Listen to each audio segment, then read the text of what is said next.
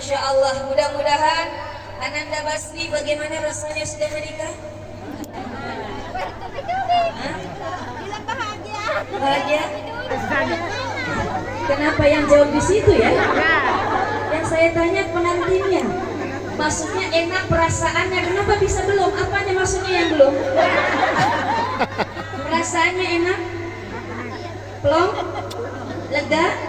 Sudah pernah menikah? Belum pernah menikah? Saya tanya lagi, sudah pernah menikah? Hah? Sudah tadi. Berapa kali menikah? Oh, 1 kali. Mudah-mudahan menikah sekali seumur hidup.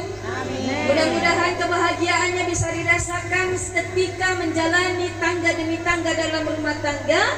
Dan mudah-mudahan kedua mempelai ini dijadikan oleh Allah rumah tangganya sakinah, mawaddah, warahmah.